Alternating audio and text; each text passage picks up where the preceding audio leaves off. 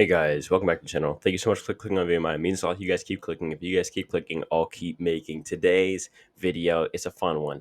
So I thought, okay, so there's this, so there's all this behind the scenes stuff with Survivor. I've talked about production behind the scenes, but now I'm thinking, hey, maybe we should do the Survivor rule book. Now, the rules always come into question, and Jeff, pull out a whiteboard and talk about the rules, this and that, and the third.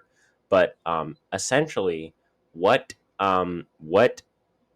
what the actual set in stone rules are based on the rule book, which is a 9-page contract signed by all of the castaways before they even get on the location or get in a plane to even get in the pregame.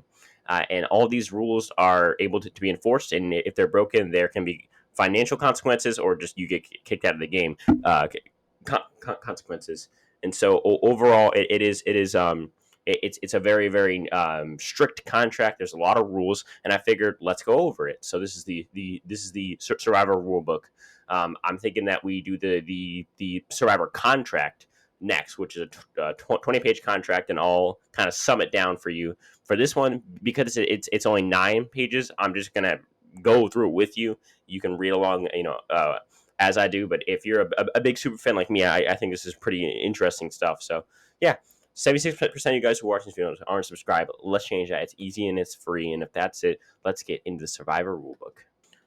Okay, so the first thing is that contestants are expected to abide by both U.S. and local laws. So this means stuff like if animals in the area are endangered and they're protected by law of the country, then you can't just be killing those animals because that's the country law. Or let's say the country itself had like a drinking age that was 18 and you had a 19-year-old castaway, they still wouldn't be able to drink because of the fact that you have to follow both U.S.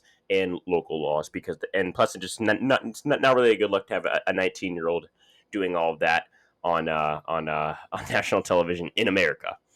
So the second one is that contestants basically can't bring anything except for their luxury item, and as you'll see in the Survivor contract, production has the ability to change this rule, so they have the ability to say no luxury item or deny luxury items and stuff like that, and they're only allowed to wear pre-approved clothing. So, like Cochran, for example, was like production was like, you need to wear a vest, and they wanted him to wear a vest because it kind of fitted out like his nerd look, and so they like convinced him by saying that Justin Timberlake wore vests, and somehow they convinced him to wear a vest, and because they want the people to feel like a stereotype sometimes, and that's what a vest for Cochran did exactly. And so the production has to pre-approve the clothing also for branding issues. So if you have like Hollister on the front of your shirt or Abercrombie and Fitch, they're not going to let you wear the shirt because they're going to get sued if it's on TV, and they would have to pay them a lot of money. This is why Ben's tattoo was taped over, because it had some sort of branding on it, either that or it was just like too obscene or whatever. But yeah, so yeah. So contestants must disclose their full medical history to production. This just means like you can't go out there with like a heart attack, like I don't know, like diabetes, or I don't know, some disease that you can like get in some real medical trouble out there without telling production first, so they can they can either take the right precautions as far as what they need, how they need to accommodate you, if they need to give you extra attention after challenges, stuff like that, or to just cut you from the casting list at all. Contestants may receive meager food supplies such as small sacks of rice. Blah, blah, blah. Yeah. So basically, what this says is you're like, we're not going to give you a bunch of food, and you can't complain about it. You can't get mad at us. You can't sue us over us not feeding you. That's kind of the whole point of the game. It kind of goes without saying. And then it says food will be provided as prizes in reward challenges, which is pretty simple stuff. Stealing personal items from other contestants is strictly prohibited. So this happened with Bill. Bill stole Colton's idol and threw it in the ocean in one world, and then they had to go find it. And because of this is the actual reason why they threw they gave away immunity pre-merge to go vote out Bill, because Bill was going nuts with Colton's idol. And so yeah, The hidden immunity item is considered a personal item, thus it cannot be stolen from its owner. So this means that only way that the immunity item can change possession is that the owner like consents to giving it away and does it in a very official way. I guess you could say. Um, but this does not mean that a contestant is not allowed to look through another contestant's belongings if she is suspected of possessing one. So you just look through people's bags. They've done it for time and time again. Aurora looking through Devin's bag. It happens all the time, really. The contestant should be responsible for his or her action, production. Blah, blah, blah. Yeah, so basically it says like if you do something that the public will scrutinize you for, like Varner, if Varner outing Zeke, and then he basically got his whole life ruined over it. Production's not held liable for that in any way, and production isn't like he has no right to say, oh, well, like you guys should have stopped me, or you guys should have told me no, or what's this and that and the third. Competition proper. Daily Island Living is to be videotaped and recorded 24/7, whether they are clothed, partially or fully nude. Additionally, contestants may talk to cameramen, though they will not talk back. So this just, I mean, it's exactly what it says. Players must be or may be divided into a predetermined number of tribes, usually two. Though they're having cases where they were divided into three or four tribes. Castaways are expected to stay with their tribe unless a tribe switch or a merge happens. They are forbidden from visiting the opposing tribes camps, which is interesting to me because I remember it happened in Guatemala where they like wanted to do something for Stephanie's birthday and they had like a pool party. And then I remember in the two seasons later in Cook Islands when they accidentally stumbled upon the camp, and production didn't seem to have an issue with that because they showed it on TV and it didn't seem like they stopped it. So it seems like one of those things where like they don't like it, but when it happens, it is kind of cool. Or at least they liked it before, but they probably cut it off after Cook Islands. These parts of the series, there are parts of the series location that are off limits to tribes, meaning like production camps and stuff like that. During conflicts between castaways, they are not allowed to purposely inflict physical harm to each other. Doing so could result in disqualification and forfeiture of any consolation prize. Yes, this means you just can't beat somebody up. You can't do what Rupert wanted to do to fair play, because then you'll get kicked off the game. Environmental issues. A lot of this stuff is kind of fluff and not much stuff that we need to go through specifically. Basically, it's just like rare and endangered stuff, and then also stuff like that production says is off limits, so you can't eat, and then production decides what way you're allowed to eat and hunt and stuff like that. Challenges are castaways are to participate in challenges that can be physical or mental. Um, Castaways are expected at challenge sites at all times, even those who are not participating in the challenge. To do so, castaways must follow the rules stated in the instructions. Producer always reserves the right to disqualify a castaway from a challenge, like Ben was in Samoa. Blah blah blah. The producer has the sole discretion to continue or cancel a challenge should the needs arise. So when someone gets hurt, Jeff can say pause, like, and everyone has to stop. Or like when Missy and the whole Missy and Natalie thing and all of them and Baylor, when they were just like kind of like trying to give somebody the win in that challenge, I believe at the final 7 or 6, and Jeff was like, all right, well, you might as well just give up the challenge. Let's just pick whoever you want. And then he kind of ended the challenge. He has the right to do that. Let me see. Physically assisting other castaways in an individual immunity challenge is forbidden. So that means like Sophie. Well, actually, that doesn't make any. Physically assisting. Okay, because because like people will like vocally like say, okay, like do that, oh, do that, do that, do that. Oh yeah. But I guess it makes sense that like when Sophie, Coach, and Albert were trying to beat Ozzy, they like all can't just go to Sophie's station and just start stacking all the pieces for her and like have 3 hands on one, because that would be against the rule. A tribe may forfeit a challenge whether before or after the challenge where there was already a winner, as long as it's a unanimous tribe decision. Okay, cool. Blah blah. Similar to challenges, complete attendance at any tribe is expected at every tribal unless a castaway is sent due to twists, such as being kidnapped or sent to Exile Island. Yep, this is all basic stuff. A castaway cannot vote for themselves, nor immune castaways. Doing so will force the castaway in question to redo his or her vote. Yep, this is all stuff that we haven't had an issue with so far in Survivor history.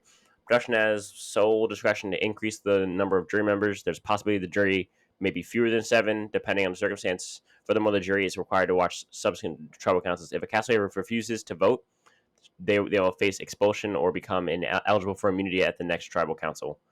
Yeah, I don't. If someone refused to vote, they'd get an earful from Jeff. 100%.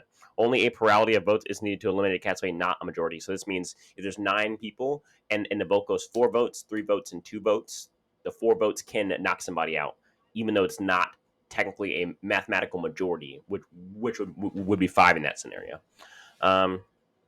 If a tie occurs, the second vote would commence where people involved in the tie would be eligible for elimination. Boom, boom. And there's a whole other tiebreaker rules, which I can go over in a different video if you want. Let me know. Additional rules.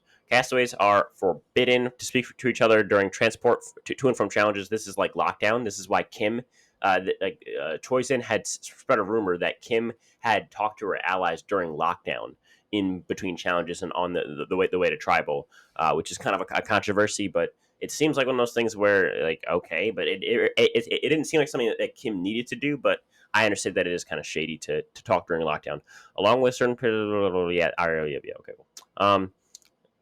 Castaways may be evacuated from the game for medical reasons. With this, tribal councils will be canceled if the castaways evacuated on the same day as the tribal council. I think this is also the same thing with quits. If somebody quits on like the same day as the tribal, then they'll stop it because that'd be kind of unfair. For example, her name's either Julie or Julia in San Juan del Sur when she quit to be with her husband on the pre-jury trip. She ended up stopping the merged tribal council from happening and instead moved it 1 vote further, which is kind of it's kind of a big twist, and I understand why production would want to cancel it so the people have more time to prepare for the tribal council. Castaways are responsible to report to the producer about any situation that might compromise the safety of contestants. Blah blah blah. Yeah, so basically, it's saying like if you see an infection or a disease from somebody or yourself, you need to tell somebody, or something like that, because they want to know if you're hurt because they're kind of responsible for you. Well, actually, they're not, but they're morally responsible for you, but legally they're not actually responsible for you. At the Nicaragua reunion shows revealed that okay, so yeah, so producers get to decide starting from Redemption Allen, uh, if a quitter can be on the jury, basically, which is and also they can withhold their consolation prize, as in like their, I believe it's like $10,000 you get or whatever, or I don't know if it's $10,000. No, it might be like 3,000 or something like that, but it increases the farther you get in the show. The tribe wishes to go to tribal council after winning in immunity challenges. They may do so as long as their choice is a unanimous decision. Okay, post game. This is the one where I think is pretty interesting. So after filming, castaways are not allowed to reveal the ways of production until 3 years after their appearance, which is I don't understand that because I like when they like do like a tell all, right? With either Rob's Sesternino or with the specialist.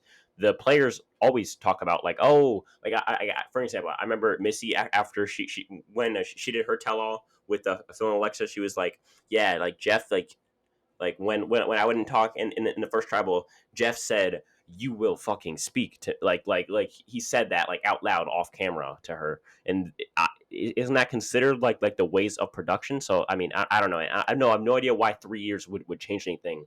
It's not like from Karamoan to like Cole Wrong, much of the production ways changed. Like it's not like it changes in 3 years. So I mean, do they change it every 3 years? It really doesn't make much sense to me. Prize money. All castaways, including the winner, may collect their prizes under the description of the producer, and after all episodes have been aired. The producer may give it an extra consolation prize, but is not obligated to do so. Each castaway is liable for paying taxes. Richard Hatch. Conspiring to share winnings between castaways is strictly prohibited. So this happened with Sash in season 21. Allegedly, Sash had told Jane that he would pay off her $100,000 mortgage if she voted for him on the jury. And so it's one of those things where it's kind of like there's like two like big unspoken rules where it's like you can't fight somebody and you can't conspire to share money. And so yeah.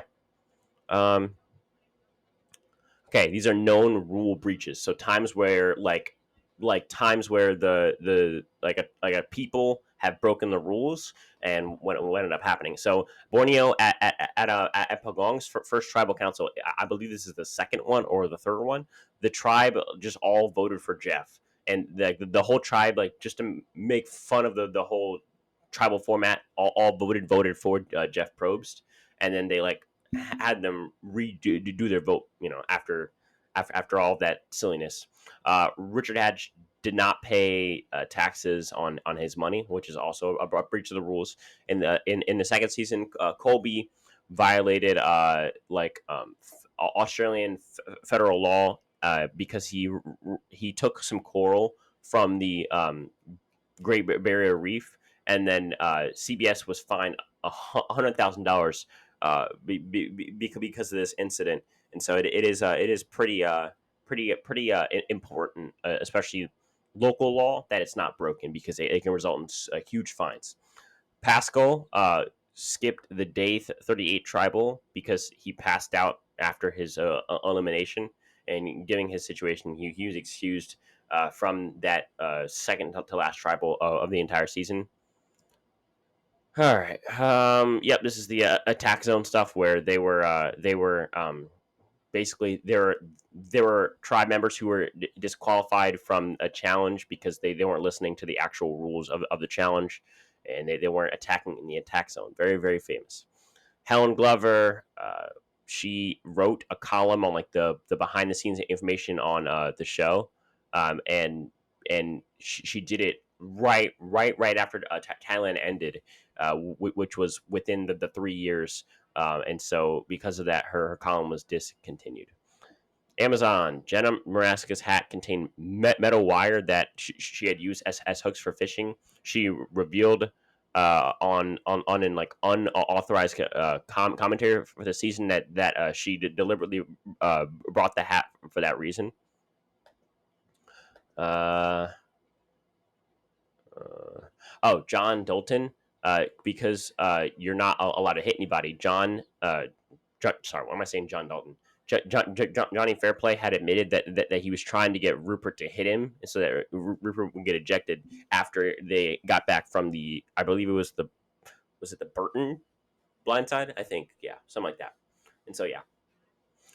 All Stars, Richard Hatch smuggled in a set of matches between his butt cheeks, and has since then been required for contestants to be strip searched prior to filming.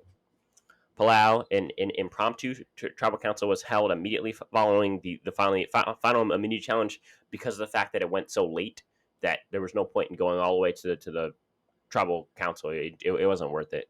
And so, yeah, the jury was absent from this tribal council, and yeah, that's the breaking rules.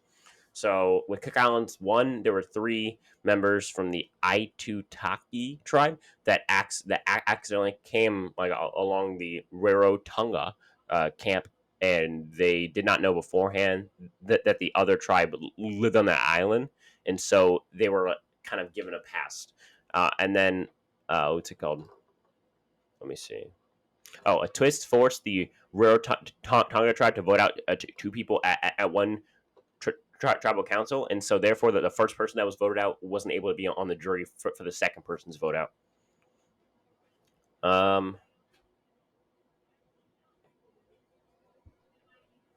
Yeah, and Fiji, a tribe just forfeited immunity. In Samoa, okay, Samoa, Russell Hance burned a pair of socks belonging to another contestant, and he wasn't penalized for damaging the clothing.